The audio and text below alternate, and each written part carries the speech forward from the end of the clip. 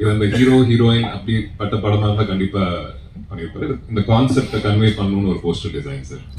அடுத்த படத்துல கண்டிப்பா ஹீரோயினோட மெயினா என்னன்னா, இப்போ வந்து ஃபார் எக்ஸாம்பிள் சிம்ரன் லைலா அப்படின்றது வந்து ஒரு அப்போ வந்து எவ்வளோ பெரிய முன்னணி நடிகைகள் இன்னைக்கு வரைக்கும் ஒரு மதிப்பு மரியாதை அவங்கள்ட்ட இருக்குது அப்படின்றது உங்களுக்கு நல்லாவே தெரியும் ஒரு பாயிண்ட்ல.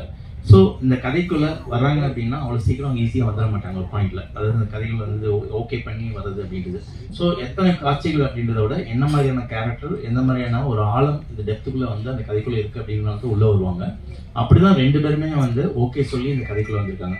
ஸோ ஃபஸ்ட்டு முதல் முறையாக வந்து சிம்ரன் அவங்களும் சரி, லைலா அவங்களும் சரி, முதல் முறையாக வந்து ஒரு ஃபர்ஸ்ட் கான்டாக்டே வந்து இந்த கதை படத்து மூலம் தான். ஆனால் படத்துக்கான முழு உழைப்பையும் வந்து அவங்க வந்து சூப்பராக கொடுத்துருக்காங்க ஒரு பாயிண்ட்ல.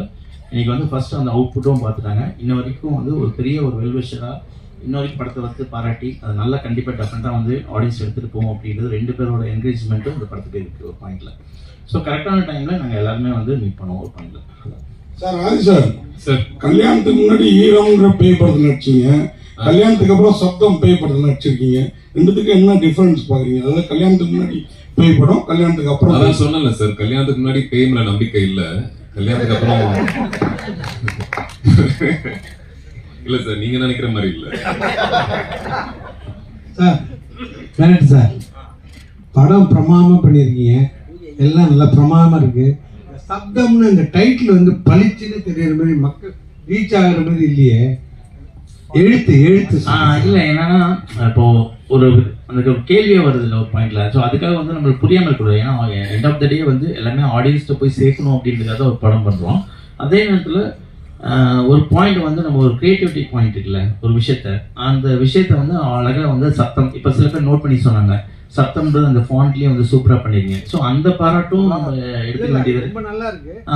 மக்கள் கீழே உள்ளவங்க வந்து போஸ்டர் இல்ல அந்த இதுக்கு இது கொடுத்து தான் வந்து மதிப்பு கொடுத்து தான் வந்து ஃபர்ஸ்டே சொன்னாங்க எங்களுக்கு படிக்கிறதுக்கு முடியலன்னு. அப்பதான் ஸ்பாண்ட் வந்து இன்னும் கொஞ்சம் பெருசு பண்ணோம். நாங்கள் பெருசுனா கொஞ்சம் இன்னும் புரியுற மாதிரி கொஞ்சம் பண்ணோம் ஒரு பாயிண்ட்ல. அதுக்கு மதிப்பு கொடுத்து நாங்கள் ஒன்று பண்ணியிருக்கோம் ஒரு பாயிண்ட்ல. சார் படத்துல வவ்வாலுக்கு என்ன பங்கு இருக்கு? படத்துல வவ்வால் கண்டிப்பா ஒரு பங்கு இருக்குங்க ஒரு பாயிண்ட்ல. அதாவது ஒரு சத்தம் அப்படின்ற ஒரு பாயிண்ட்டுக்கும் வவ்வாலுக்கும் பேய் படத்துக்கான ஒரு சின்ன ஒரு கனெக்டிங் பாயிண்ட் வந்து இந்த படத்துல கொடுத்துருக்கோம் ஒரு பாயிண்ட்ல. அது கண்டிப்பா சும்மா ஒரு படத்துக்காக வந்து சும்மா சம்மந்தம் இல்லாம யூஸ் பண்றது. ஒரு பேய் படம்னா உடனே வவ்வால் யூஸ் பண்ணிருக்கோம் அப்படின்றது கிடையாது. ஒரு பேய் படம் தான் வந்து வவ்வால், இடி, மின்னல், அதுக்கப்புறம் எல்லாமே காமிப்போம். ஒரு பாலடைஞ்ச பங்களா அப்படின்றது அது அப்படிலாம் இல்லாமல் இந்த வவ்வால் அப்படின்றது வந்து ஒரு பாயிண்ட்ல வந்து கரெக்டான ஒரு மீனிங்ஃபுல்லாக கொடுத்துருக்கோம் ஒரு பாயிண்ட்ல.